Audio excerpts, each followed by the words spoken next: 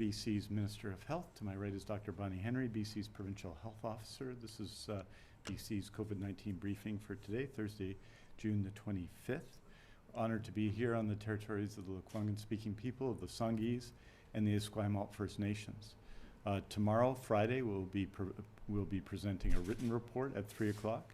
And Dr. Henry and Dr. McDonald, I think, will be presenting tomorrow morning on some statistics and some background on Indigenous issues and COVID-19. On Monday at 3 o'clock, we'll be presenting another briefing here live in Victoria. On Tuesday, there'll be a written briefing. Canada Day will be off, and then Thursday, there'll be a briefing with Dr. Henry and myself in Vancouver, so that's next week. And with that, it's my honor to introduce Dr. Bonnie Henry. Thank you very much, and good afternoon. So for our update today, we have 19 new cases who have tested positive for COVID-19 and one epidemiologic link case, giving us 20 new cases in the province today, bringing our total to 2,869 people who have COVID-19 in BC. Of that, 970 people are in the Vancouver Coastal Health Region, 1,504 are in the Fraser Health Region, 131 people are on the Vancouver Island Health Region, 199 people are in the Interior Health Region, and 65 people are in the Northern Health Region. We have no new healthcare outbreaks, and we continue to have 7 active outbreaks, 6 in long-term care and 1 acute care.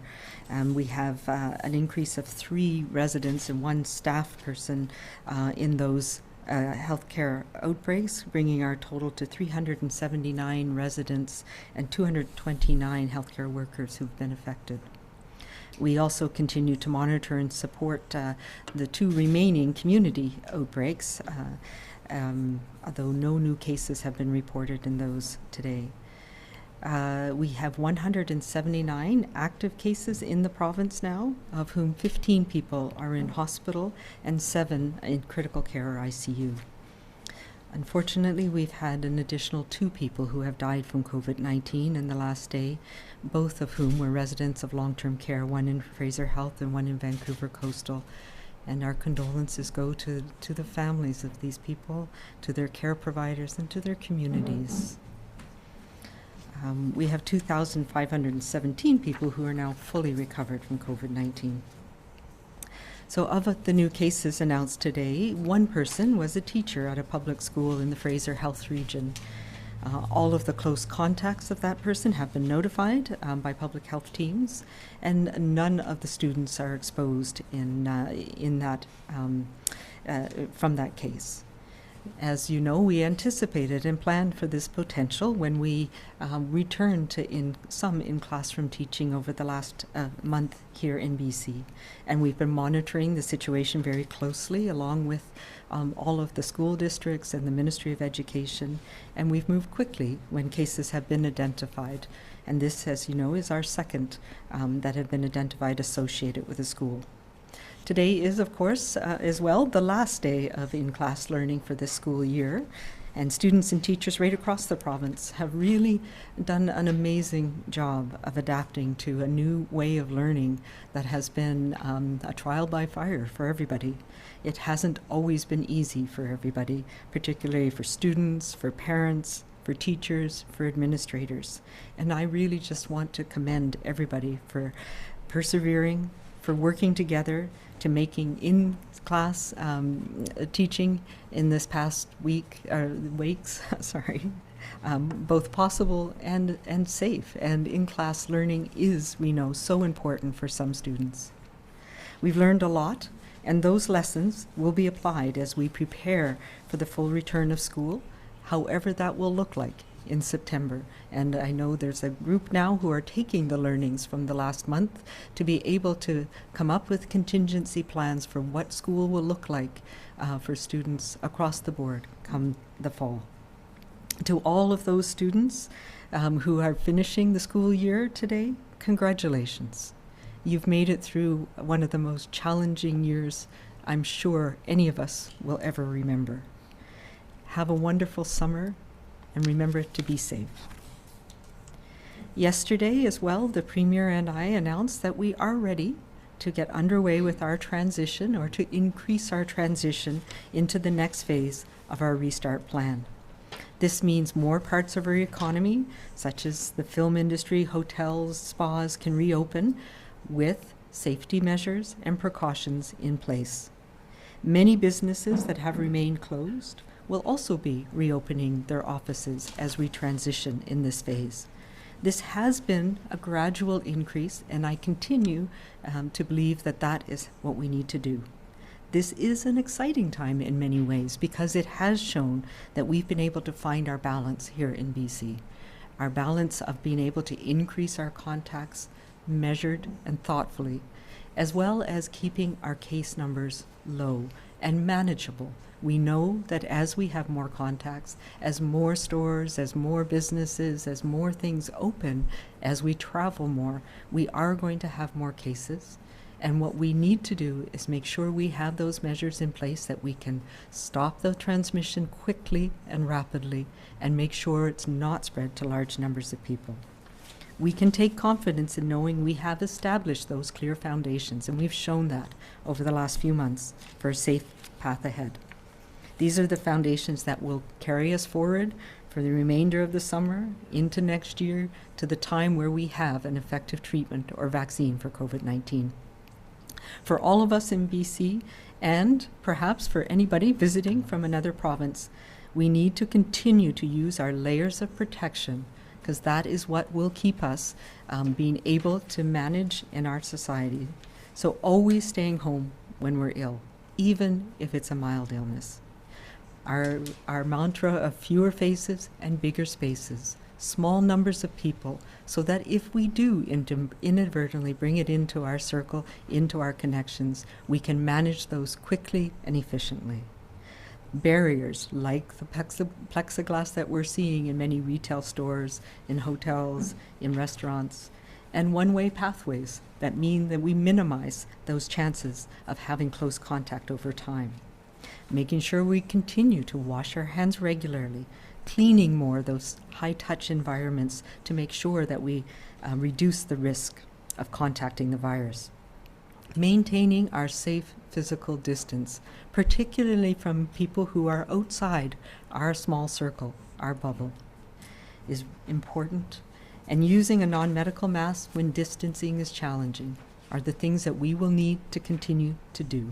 These are the foundations that will allow us to increase our social interactions and stay at that important balance that we have found here in BC. As we have been doing, we can all move at our own pace and based on our own risk and the risks of those we have in our families and our communities. Some individuals may choose to continue to limit their social interactions because of knowing that they have people in their social connections who are at risk of having severe illness from COVID-19. And some communities may decide that they are not yet ready to receive visitors. We need to be respectful of that. As we go through our day, it is important to be respectful of all of those around us. You have to do what is right for you, and what you do makes a difference. Makes a difference for your family, makes a difference for your community. Your decisions around where you go and who you may see have an impact. We are all connected, as we have seen, in ways that we probably never imagined before. And just as we have worked together to flatten our curve and find that balance, we must continue to stand by and support each other in the weeks and months ahead. So let's do our part by staying 100% committed to protecting our families, our communities, and our province. And let's do that as we have been, by being kind, be calm, and being safe.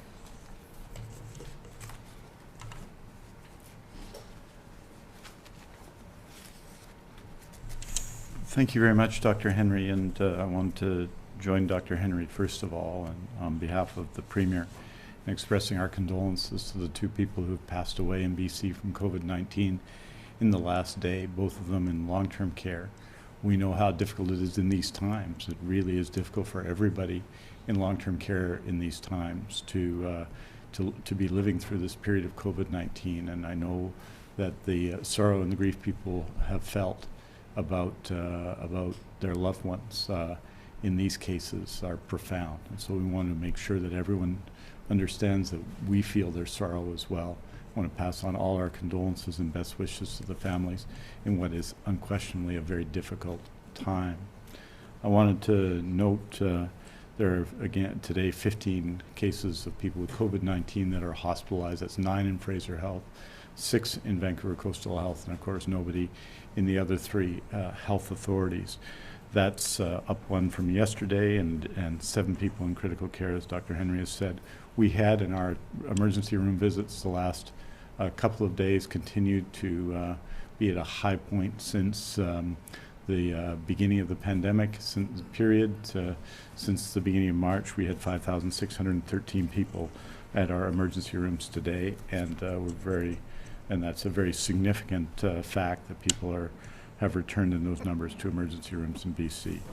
I wanted to say just a couple of things about surgery, which we're reporting on every Thursday. As all of you know, on March 16th, we postponed all non-urgent scheduled surgeries while continuing to provide urgent scheduled surgeries and emergency surgeries. From March 16th to May 17th, we completed 23,536 such surgeries, an average of approximately 2,600 surgeries per week. Prior to COVID-19, on average, we performed approximately 6,000 surgeries per week in the healthcare system. On May 18th, we resumed non-urgent scheduled surgeries, delivering them as well as continuing to perform urgent and emergency surgery. This action allowed us to begin the effort to catch up the approximately 30,000 surgeries that were postponed or not scheduled. This in addition to the scheduled surgeries that health authorities regularly complete to meet demand. The priority of this first phase of surgery renewal is urgent surgeries, surgeries with waiting times of less than 4 weeks, patients who have had their surgeries postponed, and patients who have waited more than twice their clinical benchmarks. We're also focused on patients whose surgeries can safely be conducted as day procedures and outside of the main operating room. 28,247 surgeries were completed since surgeries restarted on May 18th. Of those 28,247 surgeries, 21,461 were scheduled surgeries, and 6,786 were unscheduled or emergency surgeries. And just to give it to you by health authority, that's 5,231 in Interior Health in that period, 8,141 in Fraser Health, 6,092 in Vancouver Coastal Health, 6,211 in Vancouver Island Health, 1,427 in Northern Health, and 1,145 in the Provincial Health Services Authority. Each week I provide you with an interim report on our progress, and monthly reports, as noted, will be beginning in mid-July. Before I speak to how many surgeries were completed this week, I'd like to update you on last week's numbers. Last week I reported 6,291 surgeries were completed, which is great news. As we have implemented weekly reporting, there are some minor data adjustments made each week, and as a result, I can tell you that that number has actually been revised upwards and is in fact 6,425 surgeries were completed last week. That's the week of June 8th to 14th. This week we're reporting 6,358 surgeries were completed, and of those, 5,990 were scheduled surgeries, 1,268 were unscheduled surgeries. I note that the number of scheduled surgeries continues to rise by 40 from the week of June 8th to 14th. Number of unscheduled surgeries this week was down slightly. This is obviously demonstrates the extraordinary work happening throughout the public healthcare system, and we are immensely grateful to everyone involved in this process to have arrived at this point and to be consistently doing 6,000 plus surgeries 3 weeks in a row demonstrates the commitment of all those involved. I just want to say finally that yesterday, of course, we entered phase 3 of our COVID response, and that announcement was made by the Premier and by Dr. Henry. I want to say that I think something I've said many times, and we've said many times, that physical distancing saves lives, that in fact what happens in phase 3, as we all do more things out in the world together, we have to be more vigilant about physical distancing in these times. It is much easier when one is spending most of the time at home to stay isolated from other people. As we go out in the world, we have to be more conscious of physical distancing, more conscious of not going out in the world if we're not feeling well, more conscious of washing our hands, more conscious of not touching our face, more conscious of all of the things that stop transmission, because we know when we're not conscious, that has consequences for everyone. We are in British Columbia in a world situation which has not been, in the last 2 weeks, very positive for COVID-19. Today we saw a record day of new cases in the United States, which is the country in the world closest to us. We've had state records in Texas today, 5,200. Nevada this week, 452. Florida today, 5,511. Arizona this week, 3,779. California this week, 6,712. Records in Oregon this week, 278. And of course, ongoing and increasing cases in Washington state that are of significant concern. What that means is that we, of course, are hoping all the best for our American friends. But this is the situation, these are the places in the world outside of Canada that we're closest to, that we visit most frequently. And they tell us why we have to continue to do what we're doing. That as we approach and open up things in BC and do more together and open up our economy more, that we have to be more vigilant, because it is in our interest to do so, and it is in, maybe just as importantly, in the interest of those that we love and in those that we don't know that we do so. So what I'm asking again, since we won't be holding a briefing tomorrow, is just to say that this weekend, let us recommit to being 100% all in this new phase of COVID-19 BC, understanding that people around the world are struggling with this. And what we should see from that is not to compare ourselves with them, but to understand what we need to continue to do to succeed in British Columbia. And I wanted to express my appreciation to everyone in the province for their continued commitment. Aujourd'hui, nous annonçons 20 nouveaux cas qui ont testé positifs pour COVID-19, pour un total de 2869 cas en Colombie-Britannique. Il y a eu 2 nouveaux décès liés au COVID-19, un dans la région de santé de Fraser et un autre à Vancouver Coastal, pour un total de 173 décès en Colombie-Britannique. Nous offrons nos condoléances aux familles et à tous ceux qui ont perdu leurs proches durant cette pandémie. Parmi l'ensemble des cas confirmés de COVID-19, 15 personnes sont actuellement hospitalisées, dont 7 en soins intensifs. À ce jour, 2517 personnes dont le test de dépistage de COVID-19 était positif sont maintenant rétablies. Thank you very much. Merci beaucoup. We're happy to take your questions. Thank you, Minister. For everybody on the phone, please press star 1 to enter the queue. Please press star 1 again, even though you've entered the queue. Please unmute your phones. You will not be audible until we call your name. And you get 1 question and 1 follow-up today. First question's from Richard Zussman, Global News. Dr. Henry, I'd like to ask you about what happened in conversations between provincial health officers and the NHL. Was there anything that concerned you that led to the NHL looking elsewhere from Vancouver in terms of hub cities? You know what? I've not had direct conversations with the NHL, and I've heard that today too. I haven't heard it for sure, but I understand that there was some questioning. What we provided was our advice and our basically the fact that we would take the health of the players and the health of our province as the primary concern in terms of having the NHL play in Vancouver. I actually think that that is a positive for us, and that it should have been something that the NHL saw as a positive partnership. We are doing very well. We have a good balance, but under no circumstances was I going to compromise in any way the health of people here in British Columbia, and we made that very clear. We also made it very clear that we were absolutely willing to partner with the NHL to make sure the health of the players and the people that were here in British Columbia during the, if Vancouver was a hub city, would be paramount as well. Richard, do you have a follow-up? I do. Can I ask you as well about schools? You mentioned that we have 1 additional case linked to a school, and you also mentioned, I think, that there's a working group of some sort that's been organized for September.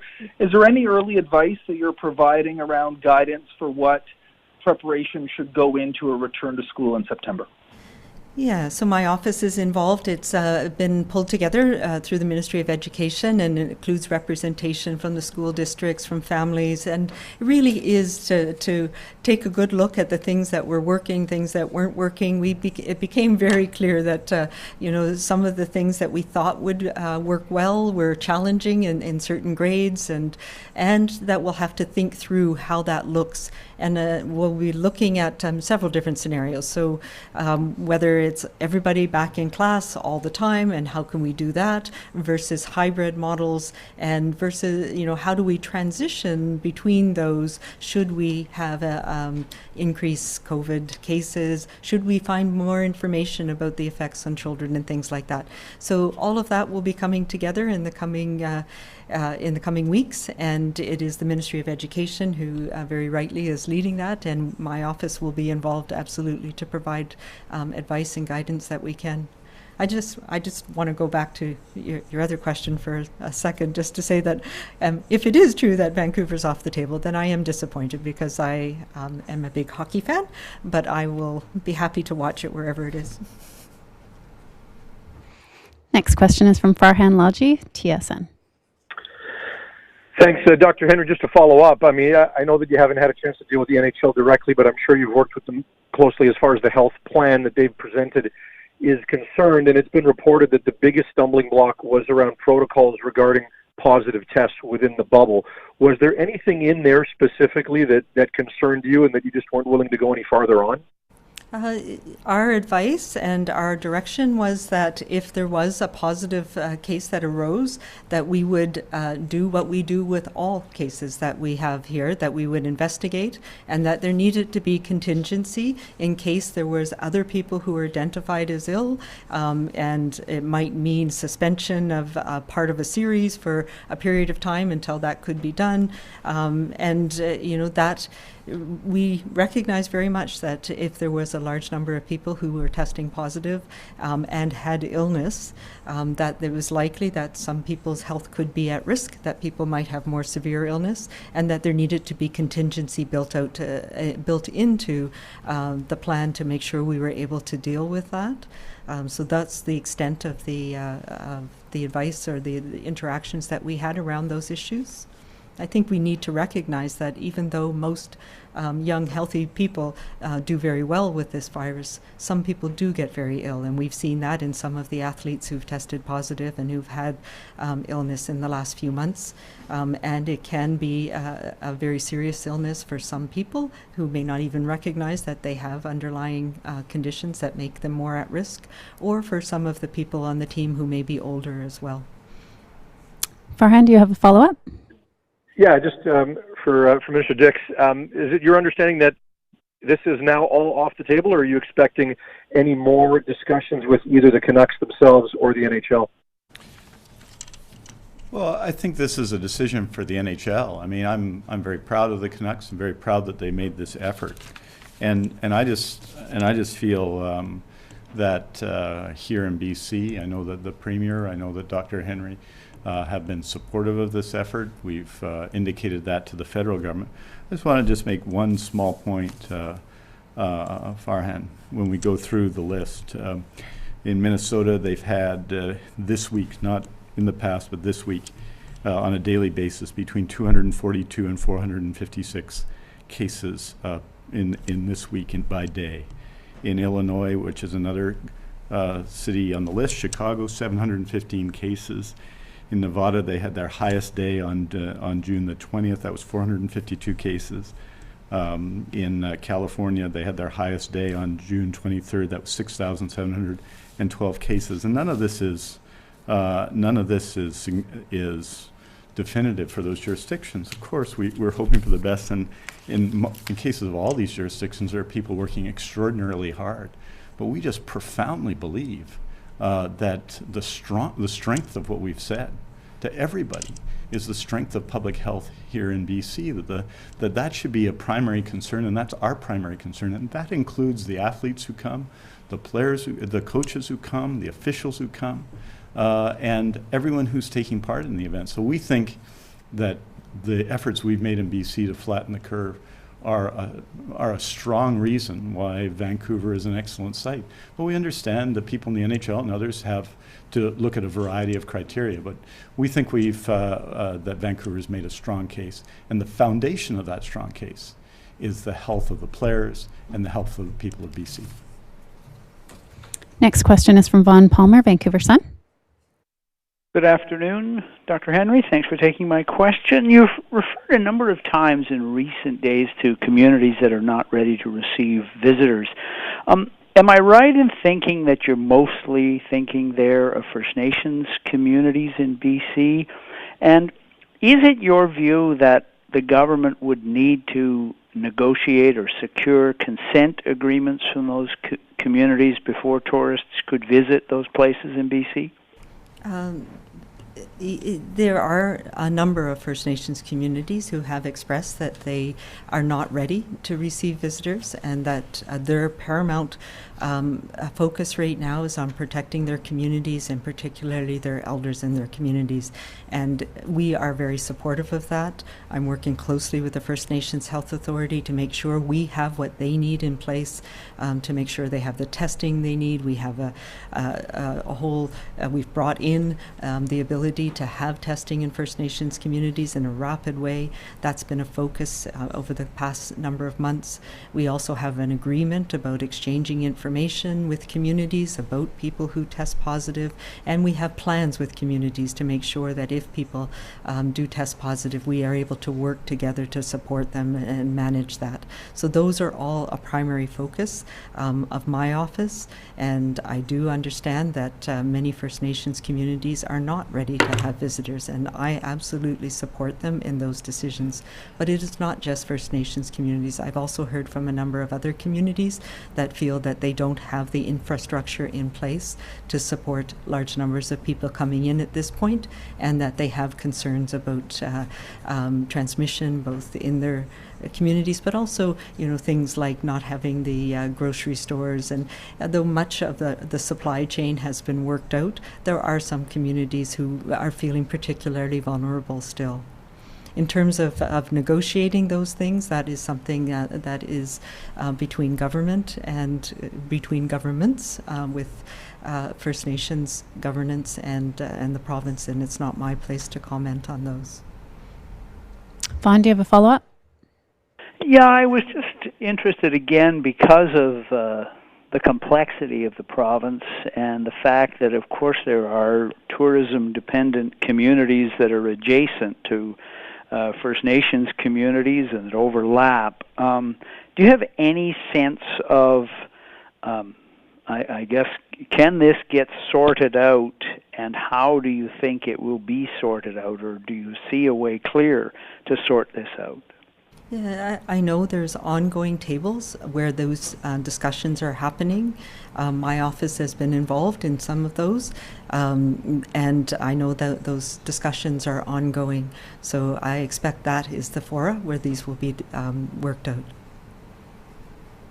Marcella Bernardo, News 1130. Dr. Henry and Minister Dix. This question is actually for Dr. Henry regarding Holy Family Hospital in Vancouver's COVID-19 outbreak there. We know now that there are 3 people that have died there, and there are 29 residents and 8 staff with the virus testing positive. So is that now the largest outbreak in the province? Is it the main concern that you have right now as far as containing numbers there? Yeah, it's we are obviously all of us working very hard to contain things. There have been no new cases in a number of days, which is a good thing, but we are not out of the danger period there. But I will also say Langley Lodge is another place where there was large numbers of cases, and again, no new cases for a number of days, so we are watching very carefully there. And yeah, unfortunately, all of the small number, the 7 ongoing active outbreaks in our healthcare system are all a worry.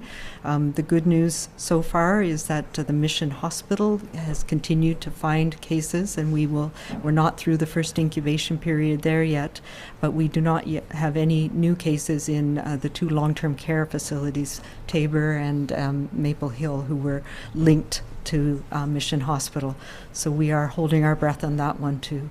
So all of them are a concern, and we know how devastating it can be when this virus gets into long-term care. Marcella, do you have a follow-up? Yes, I do. Thank you. This morning we heard from the PNE and Playland that they are planning to open up again in August, and for Playland reopening in July. What message do you think that sends to others being told that gatherings cannot exceed 50 people? I'm not sure that they're linked, but there are provisions about how businesses can open up safely, and I know WorkSafe is providing guidance for those, as well as our team at the BC CDC. So I don't have the details of what's happening for Playland, but I expect that those guidance will be followed. So it will be small numbers. It will be with the distancing and the important measures that we know make a difference in place. Tanya Fletcher, CBC. Oh, hi there, Dr. Henry. I'm going back to the teacher who's now tested positive. How can you be sure no students were exposed? Also, is this not considered an outbreak since, even in a prison you consider one case an outbreak? And details on where the teacher contracted the virus. Do we know if this is connected to a cluster or is this unknown transmission? And if we could get a comment in French, please, as well. Thank you.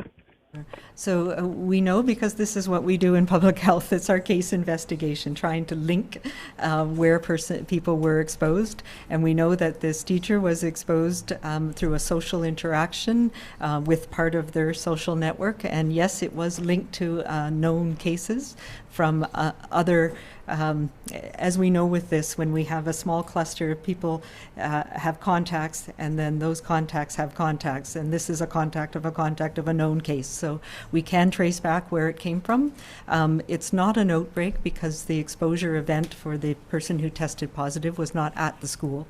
And it was, there were no, the investigation showed that there was no exposure events at the school. So that's why we are reporting on it, because it is a teacher and the teacher was in the school setting, but there were no exposure events at the school. So it is, it's a cautionary tale. We knew that we would start to see cases when people went back to work, because as we increase our social networks and then we increase our work bubbles as well, the chances of somebody who has this connecting it just goes up. And we've seen that in a couple of places now, mostly in the Lower Mainland, but also in the interior, in the north, and here on the island.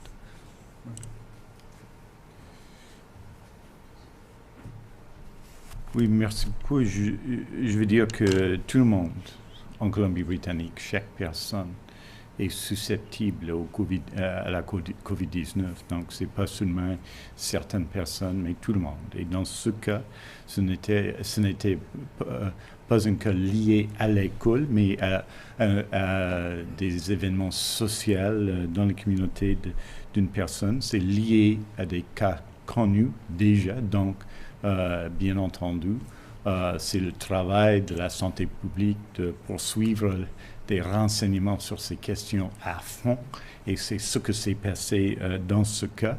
Et donc, c'est un professeur d'école, mais c'est pas directement lié à une école particulière. Et pour cette raison-là, c'est pas déclaré, mais bien entendu, pour des gens qui sont dans cette position, c'est très difficile. On veut beaucoup de bien pour tout le monde. Il faut dire aussi que ça peut arriver à n'importe qui. Donc, il faut être prêt, il faut pratiquer des mesures de prudence partout. Et bien entendu, on veut tout le bien pour cette personne et pour tous les autres qui vivent maintenant avec COVID-19. Tanya, do you have a follow-up? Just briefly, Dr. Henry, on you touched on it there with the contact tracing, but I wanted to ask, in light of schools, mobilizing to go up to a fuller return in September, given what your modeling showed this week about how critical that contact tracing is, you said you've been able to maintain 99% within 48 hours. How confident are you that it'll continue to be that effective in the fall when you've got more kids at more schools in more places? Yeah, that's the big question, and much depends on what happens between now and then as well. So that's why we need to plan for contingencies. What we would love to see, of course, is full back to school for everybody, but that is one of the plans, and we also need to think about how do we ensure that we have safe distances, that we can do it in a way that minimizes the risk of having outbreaks, and whether that's cohorting and smaller numbers in classrooms and things. There's a whole bunch of things that we're looking at. I will also, and when we get the data put together, there was a good study out of the Netherlands that showed that children generally don't pass on to adults, and even rarely pass on to children. And we've had some similar data being analyzed here in BC, but when that's finalized, we'll present that as well. So our singular focus in public health is making sure that we can play our part in making sure we're as efficient and effective as possible at containing the ongoing transmission in our communities by making sure that our case management and our contact tracing and our contact management continues to be effective. So that's going to be a really important part. If we start to see a whole lot more cases as we're going into September, hopefully we won't if we keep doing what we're doing, but that will be one of the considerations about how it looks going back to school in September. Next question is from Moira Warburton, Reuters. Hi, Dr. Henry. I'm just wondering if there are any circumstances where BC workers who test positive for COVID-19 but are asymptomatic are allowed to return to their workplaces? Yeah, for the most part, we don't. We have had some occasions earlier on, in particular, where we had healthcare workers who had very mild illness or were asymptomatic and were positive, and where there was a critical need. They could, in some cases, with the appropriate personal protective equipment and other measures in place, return to work. But no. It just invites. We know that in that pre-symptomatic period, asymptomatic period, there can be shedding of virus, and it can be quite high for some people, and we can't tell ahead of time which person's going to shed a whole lot of virus. So definitely what we want people to do, even if they're asymptomatic, is they need to isolate for a period of time. Moira, do you have a follow-up? Yeah, I'm just wondering what you think of Ontario's approach of allowing critical workers who do test positive but are asymptomatic to return to work under some precautions. Yeah, and so that is in keeping with some of the measures that we've had in place as well, when there are critical shortages and people who can only do a certain job who are asymptomatic with appropriate precautions in place, but that's been very rare. Next question is from Penny Daflos, CTV. Hi there. Thank you so much for taking my call. I just wanted to go back to the NHL issue, and I'm just wondering, when it came down to discussions with the NHL, I know you may have not have been directly involved, Dr. Henry, but I'm just wondering, what did they try to negotiate on, and were you able to make any concessions for them, or was it that your position was unflinching and unmoving as far as you were concerned? The only thing that I am unflinching and unmoving on is that the primary concern that I have is the health of the population of British Columbia and the health of anybody who's coming into this province. And so the discussions with the NHL were between the Canucks franchise and the NHL. I'm not privy to the details of that. Do you have a follow-up, Penny? I do, yeah, and I'm just, I think some people are just a little bit confused as to why our expectations health-wise may be different from other provinces and why that makes them more attractive. And I'm just wondering, is it, debate within the medical community about the best way to move forward? Do you think these are political considerations being made? I think people just want to try to understand why the advice here is different from, say, what it would be in Nevada or Ontario or Alberta. I don't believe the advice is any different. It is pure speculation that that is the reason why the NHL, if they even have, has ruled out Vancouver. So I think there's a lot out there in the media. I don't know what those discussions were. I've not been told. We all have the very same, at least here in Canada, I know from my colleagues, we have the same approach. I have been very supportive of the NHL approach and the plan that the Canucks put together. I think one of the strengths that we have is the fact that we've worked very closely with a public health focus and with the health of both the population here in BC, but the health of the players and the teams that would be coming as well. So I think it is speculation that is the reason why, if even Vancouver is off the table. I don't know if you want that to say that the Vancouver Canucks presented their plan. It was reviewed by Dr. Henry and then submitted. The federal government asked for the opinion of the provincial health officer and of the government, and they received it. Obviously, it's up to the NHL to make its own decisions and to decide what's important for the NHL and what isn't from a commercial and health basis. But I just repeat that they may have made a decision, they may not have made a decision, but the evidence is that the focus on public health issues here in British Columbia, led by Dr. Henry, has been exceptional. And I think that's an argument for them to come.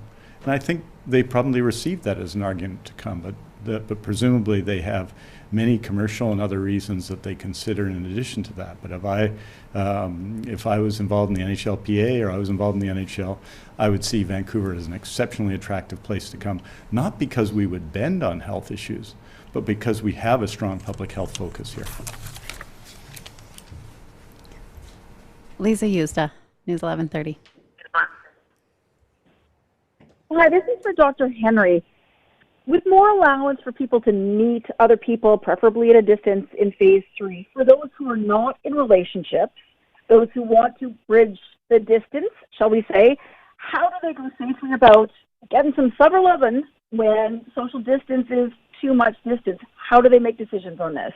Oh dear, these are the kissing questions again, right?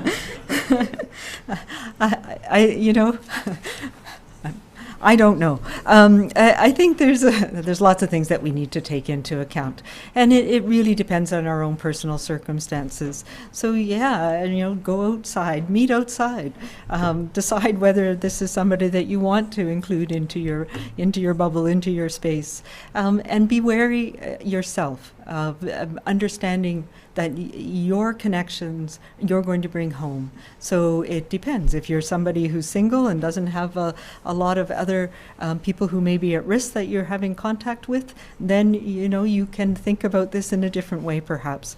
But I think this is the time. We can't stop it being summer, and love still happens in the time of COVID. So I think people need to make their own decisions based on what their own risk is and the risk of those that are closest to.